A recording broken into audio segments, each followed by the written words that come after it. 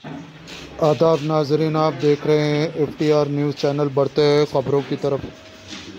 Suresh Shettar MP उम्मीदवार Congress party Zaheerabad ने आज अपना पर्चा नामजदगी वी क्रांति रिटर्निंग ऑफिसर को पेश किया।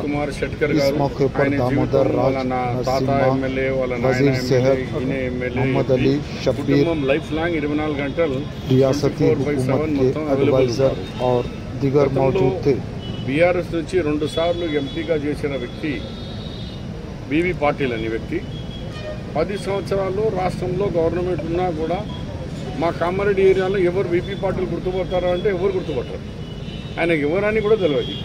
ఆ వ్యక్తి జస్ట్ ఖండ్వా మార్చుకున్నాడు. 10 సంవత్సరాలుగా అధికారంలో ఉండి ఇప్పుడు ఖండ్వా మార్చుకొని భారతీయ జనతా పార్టీ ఖండ్వా మీద వస్తున్నారు.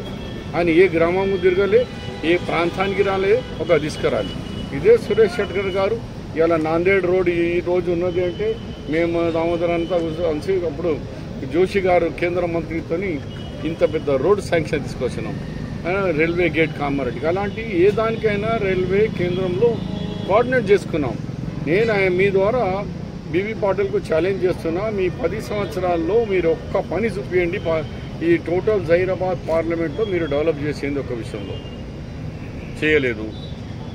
దాని తర్వాత మీరు 6లో 5 చేసి దామోదరన్న మర్చిపోయిండు. ఆయన డిపార్ట్మెంట్లో ఫస్ట్ ధోని నర్సెస్తోని మా కేవలం 9,000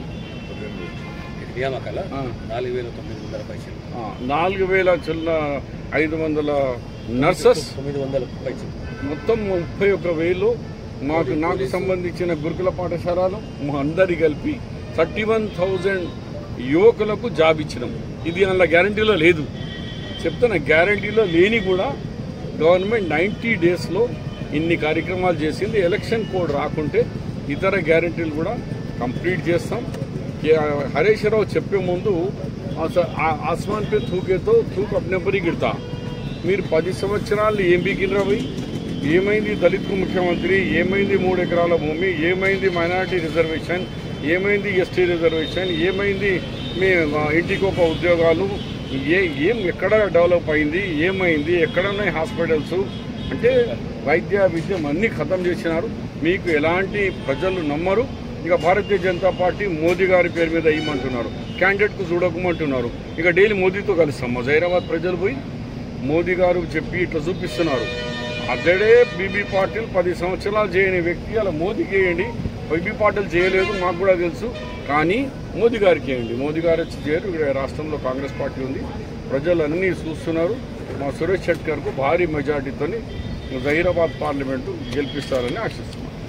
ఈరోజు కార్యకర్తల సమావేశం, ఒక ర్యాలీ, దాంతో సహా ఈరోజు నామినేషన్, మంచి స్పందన, ప్రజలలో నమ్మకము కాంగ్రెస్ పార్టీ మీద, రేవంత్ రెడ్డి గారి మీద, వారి నాయకత్వంలో ఖచ్చితంగా మెజారిటీ సీట్ తెలంగాణలో గెలుస్తున్నారు. జహీరాబాద్ సీట్ ఖచ్చితంగా కాంగ్రెస్ కైవసం.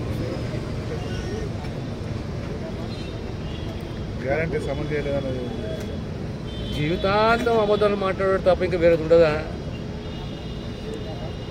గ్యారెంటీలు అమలు చేసినా మిగిలిన గ్యారెంటీలు అమలు చేస్తాం. మేము వచ్చి 4 నెలలు అయింది. మాట ఇచ్చిన మాట నిలబెట్టుకుంటాం. ప్రతిపక్షం అన్నప్పుడు సహనము, ఓపిక ఉండాలి. ప్రజలు గమనిస్తున్నారు కదా. మేము వచ్చి 4 నెలలు అవుతున్నది, ఇంకా 4 సంవత్సరాలు 8 నెలలు ఉన్నది. మేము మాట ఇచ్చాం, మాట నిలబెట్టుకుంటాం. అంటే మీరు అధికారంలో వచ్చిన 100 రోజుల్లోపే 100 రోజులు చేసాక ఇంకొక గ్యారెంటీ ఉన్నది కదా, ఆ గ్యారెంటీ కూడా ఇంప్లిమెంట్ చేస్తాం. అంటే మీ కాంగ్రెస్ పార్టీకి మాజీ మంత్రి హరీష్ రావు ఒక సవాల్ ఇస్తారు. వెల్లుండి నేను అసెంబ్లీ ఆయన సవాలు విసురుతూనే ఉంటాడు. 10 ఏళ్ళ నుంచి ఎన్ని అబద్ధాలు ఆడారు, ఎంత మోసం చేసారు, కుటుంబ పాలన ఏ రకంగా పరిపాలించారు, ఎక్సైజ్ ఏ రకంగా స్వేచ్ఛ హరించబడ్డదో ఇదందరికీ తెలిసిన విషయమేనా?